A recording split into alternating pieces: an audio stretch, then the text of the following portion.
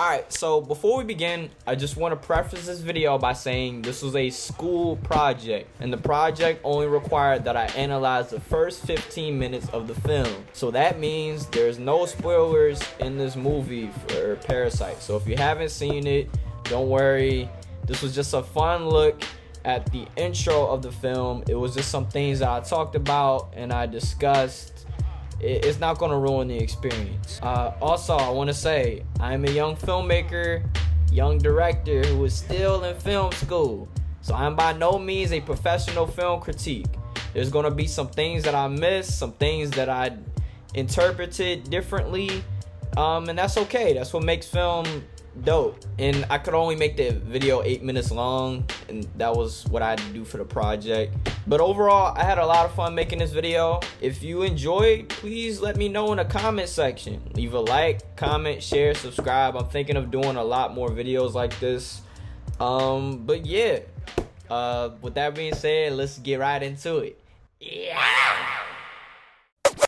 So I chose to analyze Parasite. Why Parasite, you ask? Well, I heard about all the awards it won and how good of a movie it was, so I thought I'd utilize this opportunity to finally watch the movie.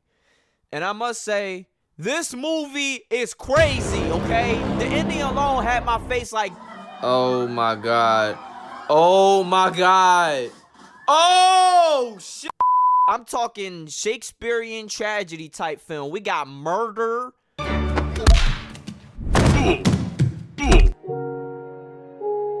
deceit, greed. But Hulu had the nerve to call this film a comedy? Anyway, to my thesis statement. In Parasite, mise-en-scène unveils hidden secrets and amplifies true intentions through the lens of relationships and finances. So first, this movie takes place in Seoul, South Korea, and it primarily follows two families, the Park family and the Kim clan. The Park family is rich, and our main family, the Kim clan, is broke. We have four members of the Kim clan: the son, Ki-woo, aka Kevin, the daughter, Ki-jung, aka Jessica, the father, Kim Ki-tae, aka Mr. Kim, and then the mother, Chung-soo.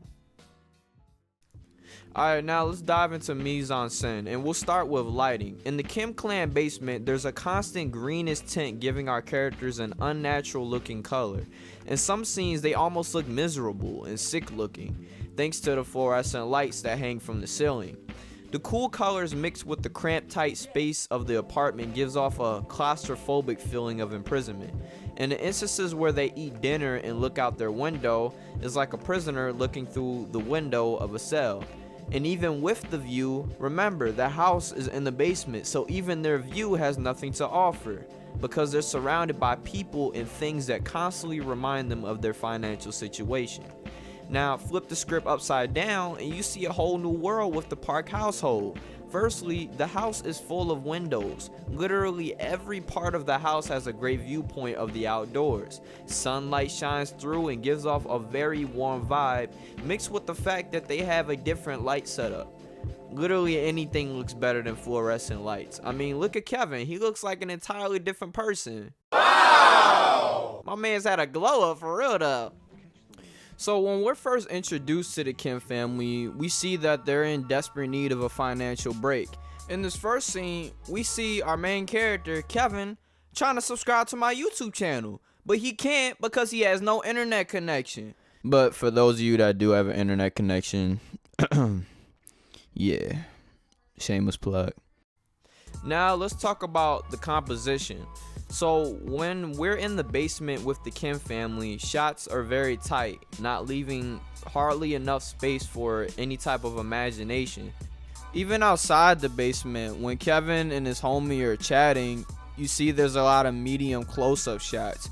And then they break out into this really beautiful wide shot, but even the way they design the set, it still looks very constrained and condensed. And it's not till Kevin leaves his neighborhood and he goes out to the Park family residence that we get this huge wide shot where Kevin looks tiny. And I believe this represents Kevin's mindset, as this is the first time we see him away from home. He's uncomfortable and nervous, and he feels like he's not good enough for the opportunity. In the previous scene, he calls himself a loser, and this short sequence further emphasizes what he feels about himself. Now let's take a quick look at this next scene when Kevin first enters the Park residence, and he takes a look at their backyard. He looks around for 2 seconds and he thinks he's in Jurassic World.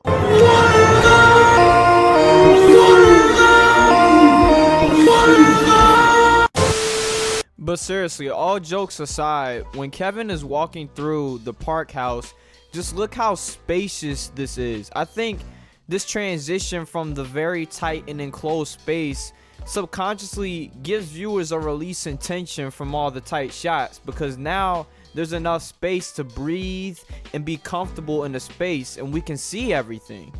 And now, just with a quick look at the art direction with the Park family, you can see all their accomplishments on the wall. You see this big photo of the family. The next picture, you see this big wedding photo. And then you see Mr. Park. Apparently, he's creating technology that allows you to walk around New York in virtual reality. He won an award for a technological breakthrough. And then even his son. His son is like 4 years old, and he's already painting like Basquiat. Do you see this? And then for the Kim clan. And that one time mom won a medal for hammer throwing. It's still impressive, but that's their only family accomplishment that we see. Alright, now let's look at the costumes. For the Kim clan in their natural setting, they're wearing a lot of green, blue, or cool colors. And while the Park family wears a lot of white and black, and they just dress very sharply. And you see throughout the movie that the Kim clan tries to match that every time they go over the Park family's house. As far as the acting in the film, we see that the Kim clan is very opportunistic. In this scene, we learn that folding boxes is their main source of income, but this time around their pay is getting docked because 1/4 of the boxes were folded incorrectly. So this is a pretty unfortunate situation, right? But the Kim clan presses this girl so much that they almost convince her to hire them as full-time workers. Logically, you would say no in an instant. They can't even fold boxes right. How are they going to work full-time? But take a look at this blocking and how they surround her like vultures. They're not letting you leave without some type of opportunity. And on top of that, she ended up paying them the full amount anyway. And this is just a brief example that shows how in sync the Kim clan is. They all recognize the task at hand and they con their way together.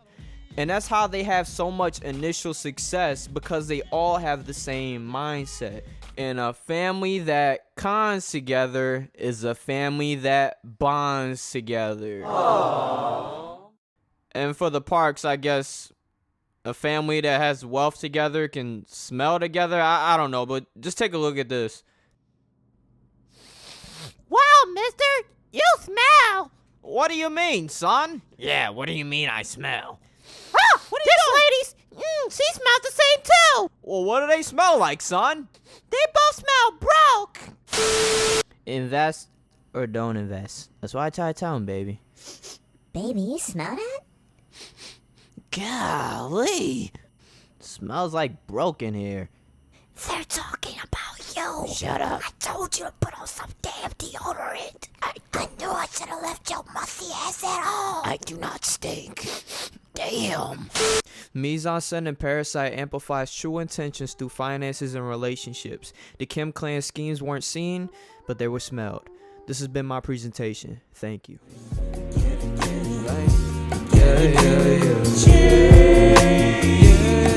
Can I get some change?